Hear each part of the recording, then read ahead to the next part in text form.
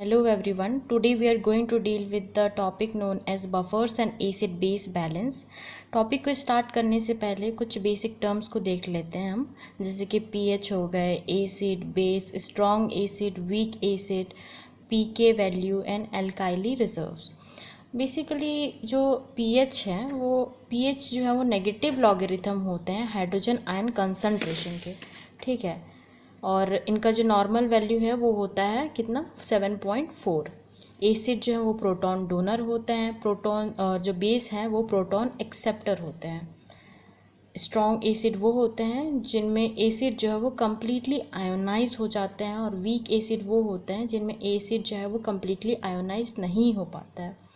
P K value जो है this are the pH at which acid is half ionised.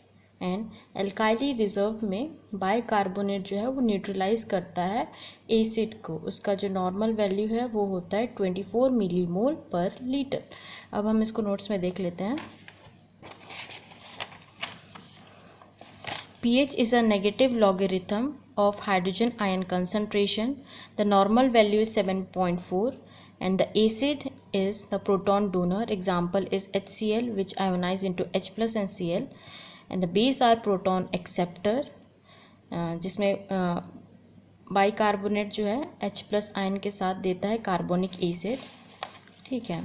और जो strong acid है these are the acid in which the acid which ionise completely, and the weak acid are the acid which ionise incompletely. Example होता है strong acid का HCl और weak acid का होता है आपका carbonic acid. P K value जो होता है, पी के वैल्यू जो है वो pH at which acid is half ionised. And एल्काइली रिजर्व में क्या होता है, bicarbonate available to neutralise the acid and the normal value is 24 millimole per litre. अब हम स्टार्ट करते हैं बफर्स से। Buffers are the solution which can resist change in the pH when acid और अल्काइली इज़ एडेड। बफर्स ऐसे solution होते हैं जो कि रेजिस्ट करते हैं और किसी भी तरीके का चेंज होने नहीं देते हैं पीएच को, पीएच में मेंटेन करके रखते हैं पीएच को, ठीक है। कभी भी जब हम अगर एसिड अगर ऐड कर दिया गया, एल्काइली ऐड कर दिया गया, तो फिर वो चेंजेस नहीं होने देते हैं पीएच लेवल को।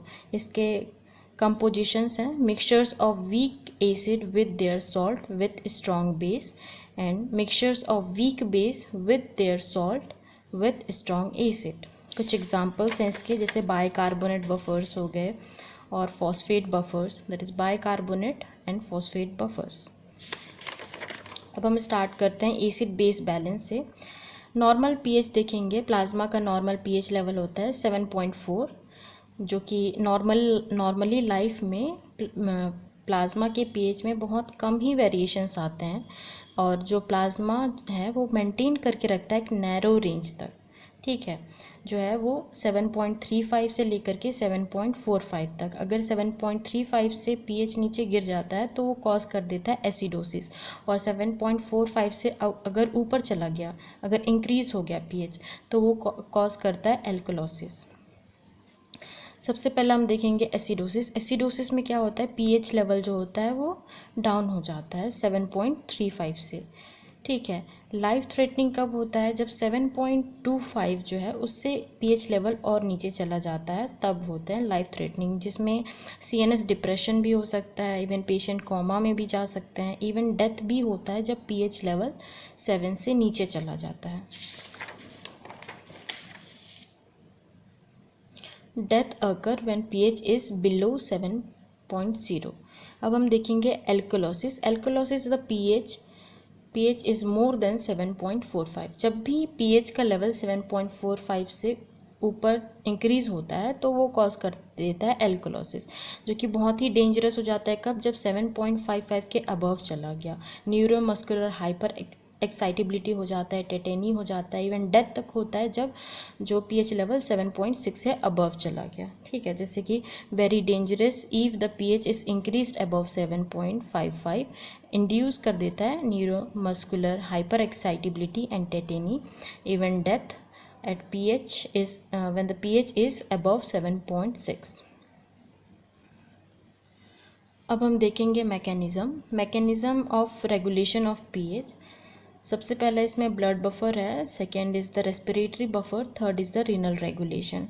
जो ब्लड बफर है वो फर्स्ट लाइन डिफेंस की तरह काम करते हैं, सेकेंड लाइन डिफेंस जो है वो रेस्पिरेटरी बफर शो करते हैं, और रीनल रेगुलेशन जो है वो थर्ड लाइन डिफेंस शो करते हैं, जो कि परमानेंट सॉल्यूशन होता है किसी भी एसिड बेस अगर हमारे बॉडी में एसिड बेस का डिसबैलेंस हो गया, डिस्टर्ब हो गया, तो फिर वो परमानेंटली वो उसका सॉल्यूशन करते हैं, जैसे कि H+ का एक्सक्रिएशन करा देते हैं, ठीक है। लेकिन जो ब्लड बफर है वो टेम्परेली एक शॉक एब्जॉर्बेंट की तरह काम करते हैं, ठीक है।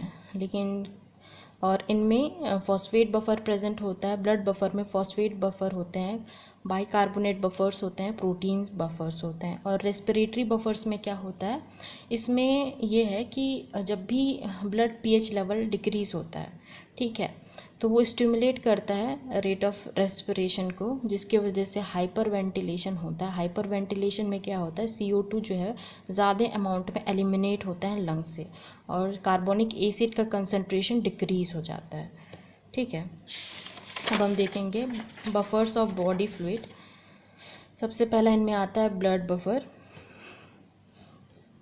जो कि फर्स्ट लाइन डिफेंस शो करते हैं अगेंस्ट द एसिड लोड। सबसे पहले हम देखेंगे बाइकार्बोनेट बफर सिस्टम। इसमें the most important buffer system in plasma is the bicarbonate and carbonic acid system. Plasma में बहुत इंपॉर्टेंट बफर जो है वो बाइकार्बोनेट और कार्बोनिक एसिड होते हैं। सब जो बेस कंस्टिट्यूएंट होते हैं बाइकार्बोनेट में वो रेगुलेट होता है किडनी के थ्रू, और जो एसिड पार्ट होते हैं कार्बोनिक एसिड में, वो अंडर रेस्पिरेटरी रेगुलेशन होते हैं। नॉर्मल बाइकार्बोनेट का लेवल प्लाज्मा में 24 मिलीमोल पर लीटर होता है, और नॉर्मल PCO2 का लेवल जो है आर्टेरियल ब्लड में 40 mm ऑफ Hg होता है, और normal carbonic acid concentration blood में होता है 1.2 मिलीमोल पर लीटर। हम एक इक्वेशन देखेंगे जिसका नाम है हेंडरसन्स हेज़लबैक equation.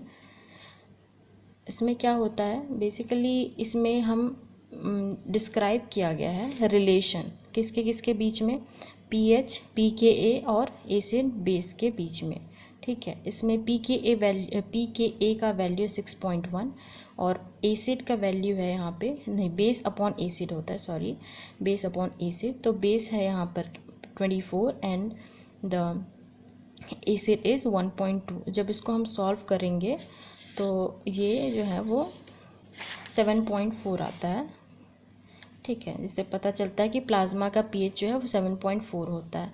The ratio of bicarbonate to H2CO at pH 7.4 is 20 under normal condition, ठीक है, जो कि बहुत ही ज़्यादा होता है थियोरेटिकल वैल्यू से, जिसकी वजह से मैक्सिमम इफेक्टिवनेस देखने को मिलता है, much higher than the theoretical value of 1 which ensure maximum effectiveness. And the bicarbonate and carbonic acid buffer systems is most important. क्यों इम्पॉर्टेंट होते हैं, क्योंकि इनका जो कंसंट्रेशन है वो बहुत होता है, ठीक है, ज़्यादा होता है इनका कंसंट्रेशन, और ये फिजियोलॉजिकल कंट्रोल के अंडर आते हैं। जैसे कि presence of bicarbonate is in relatively higher concentration and component under physiological control, that is CO2 by lungs and bicarbonate by kidney. अब हम देखेंगे फॉस्फेट बफर। फॉस्फेट बफर जो है वो इंट्रासेलुलर होते हैं, इंट्रासेलुलर बफर्स होते हैं जिनका कंसंट्रेशन प्लाज्मा में बहुत ही कम होता है। ये लेस इंपॉर्टेंट होते हैं प्लाज्मा में क्योंकि इनका कंसंट्रेशन ही वहाँ पे कम होता है, ठीक है। और pKa वैल्यू जो है इनका वो होता है 6.8, जो कि बहुत ही ज़्यादा नियरेस्ट होता है फिजियोलॉजिकल pH के, ठीक है। इसमें यह है कि डाई सोडियम हाइड्रोजन फॉस्फेट और sodium di hydrogen phosphate effective buffer system because it pKa value is nearest to physiological pH। जैसे मैंने पहले ही बताया था, इसका pKa वैल्यू जो है वो नियरेस्ट होता है फिजियोलॉजिकल pH के। अब हम देखेंगे protein buffer. Protein buffer system is basically the buffering capacity of protein depends on the pKa value of ionisable side chain. Most effective group इनमें होते हैं हिस्टाडीन और इमिडाजोल। ठीक है, हीमोग्लोबिन जो हो इम्पॉर्टेंट प्रोटीन बफर की तरह काम करते हैं। ठीक है, haemoglobin is an important protein buffer. Now starting with the respiratory regulation of pH। सबसे पहले हम देखेंगे कि ये second line of defence show करते हैं। कभी भी जो CO2 है वो डिफ्यूज़ होते हैं सेल से एक्स्ट्रा सेलुलर फ्लूइड में। ठीक है, एक्स्ट्रा सेलुलर फ्लूइड में जाएंगे, फिर वहाँ से वो चले जाते हैं कहाँ, लंग्स के पास, ब्लड के through.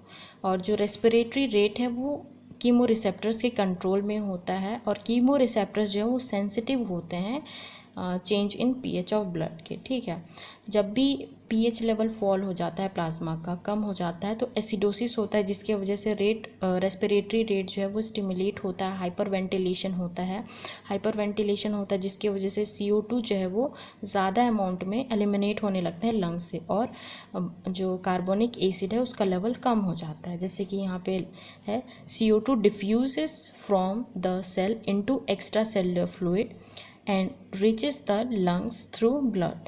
The rate of respiration is controlled by the chemoreceptors, and chemoreceptors are sensitive to the change in the pH of blood.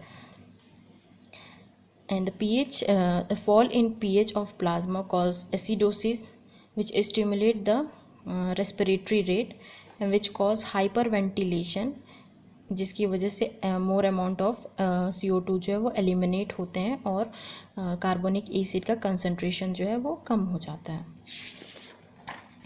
अब हम देखेंगे एक्शंस ऑफ हीमोग्लोबिन। हीमोग्लोबिन बहुत इंपॉर्टेंट रोल प्ले करता है lungs में भी, tissue में भी।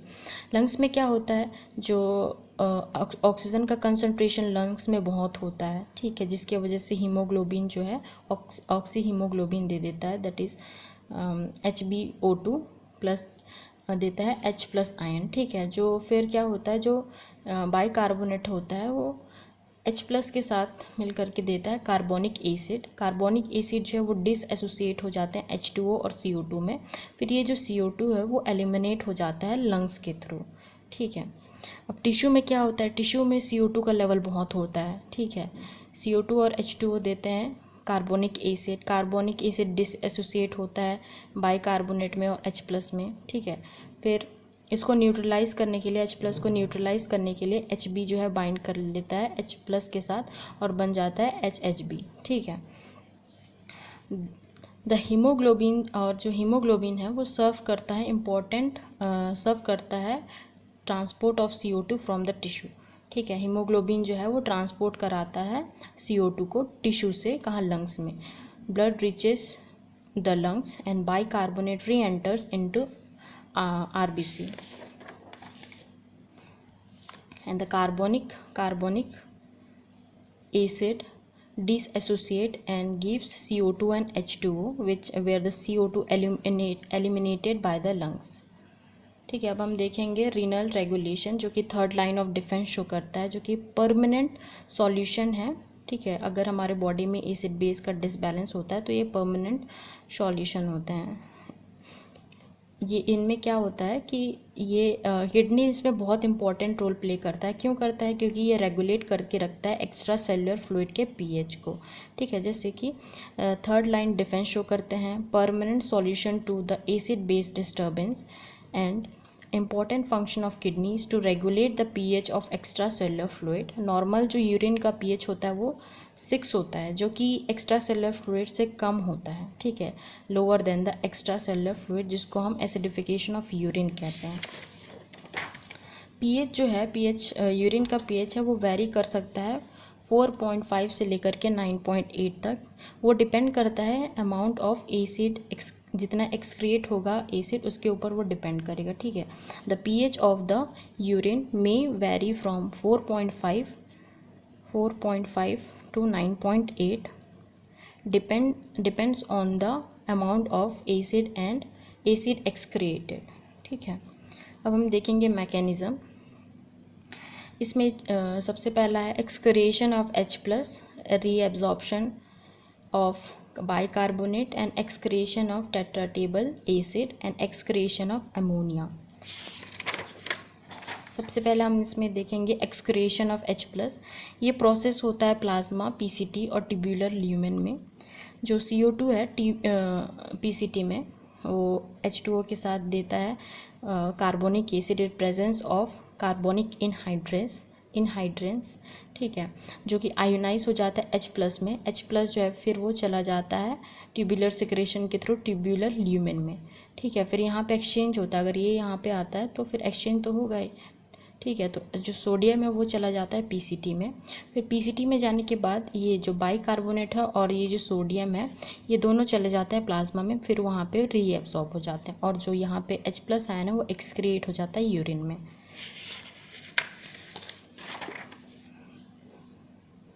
जैसे कि मैंने बताया था, occurs in PCT where CO2 H2O gives carbonic acid in presence of carbonic anhydrase, and the carbonic acid ionized to H+ and bicarbonate, and H+ are secreted into tubular lumen and exchange for the sodium reabsorbed, and sodium along with the bicarbonate will reabsorb in the blood, ठीक है।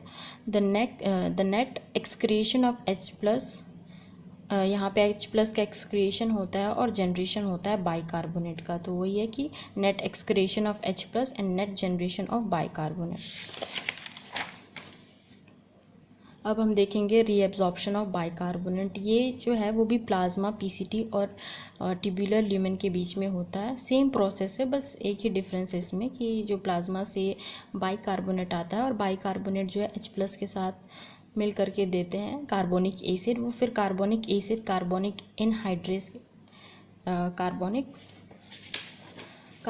Anhydrase के presence में देते हैं CO2 and H2O, ठीक है, dissociate हो जाते हैं वो। तो फिर ये जो CO2 है फिर से वो चला जाता है पीसीटी में। जैसे कि मैंने पहले ही बताया है, H2O और CO2 देते हैं carbonic acid in presence of carbonic anhydrase, जो कि आयोनाइज होता है। आयोनाइज होगा H+ आयन जो है वो चला जाता है ट्यूबुलर सिक्रेशन के थ्रू ट्यूबुलर ल्यूमेन में। फिर वहाँ पे एक्सचेंज होता है सोडियम का, यहाँ से हाइड्रोजन जाता है, वहाँ से सोडियम आता है। फिर यहाँ से जो सोडियम है और बाइकार्बोनेट है वो चले जाते हैं कहाँ पे, प्लाज्मा में, फिर वहाँ पे वो रीएब्सॉर्ब हो जाते हैं, ठीक है।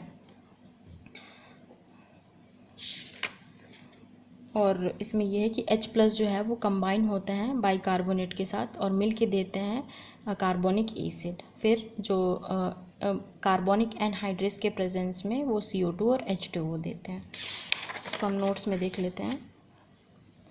No net excretion of H+, जैसे कि इसमें यहाँ पे H+ का एक्सक्रिएशन नहीं हो रहा है, ठीक है, यहाँ पे इसलिए यहाँ पे लिखा हुआ है कि no net excretion of H+, sodium enters the cell and H+ forms from the cell are secreted into luminal fluid, ठीक है, and H+ generated within the cell by the action of carbonic anhydrase and bicarbonate filtered by the glomerulus completely reabsorbed by the PCT, and the bicarbonate combines with H+ in tubular fluid, forms carbonic acid and dissociate into H2O and CO2, where CO2 got diffused into the cell.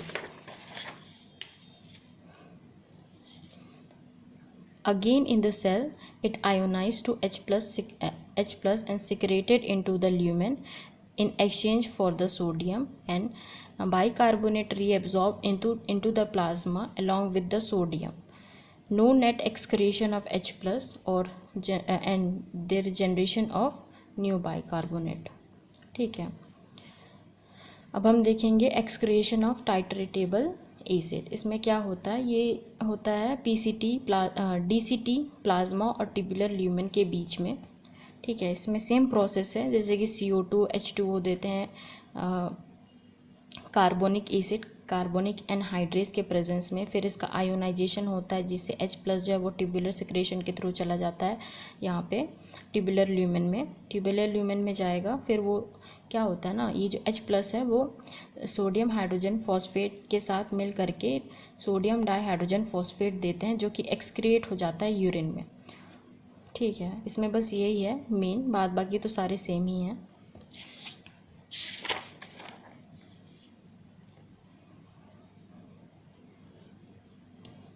The titratable acidity is a measure of the acid excreted into urine by the kidney, and the titratable acidity reflect the H plus ion excreted into urine, which result in fall of pH that is 7.4 से वो नीचे गिर जाते हैं। ठीक है, H plus ion secreted into tubular lumen is in exchange for sodium ion obtained from disodium hydrogen phosphate, and here the sodium hydrogen phosphate combines with H plus to produce sodium dihydrogen phosphate and forms the major quantity of titratable acid in urine is present. The fluid moves down in the renal tubule. More H plus ion are added, result in the acidifications of urine.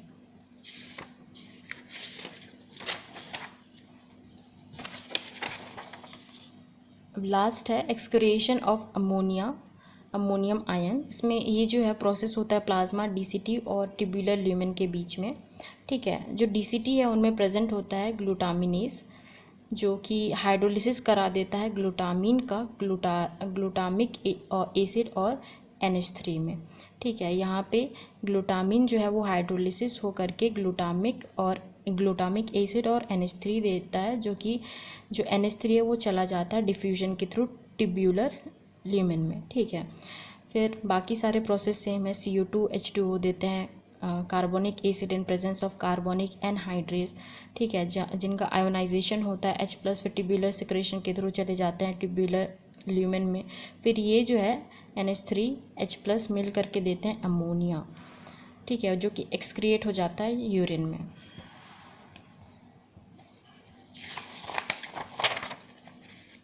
जैसे कि मैंने बताया था, occurs at DCT help to excrete H plus and reabsorb bicarbonate. Glutaminase present in DCT can hydrolyze glutamine to ammonia and glutamic acid. NH3 diffuses into luminal fluid and combines with H plus and form NH4, that is ammonia, which are excreted into urine. If you think this video is helpful, please hit the like button and subscribe to my channel. Thank you.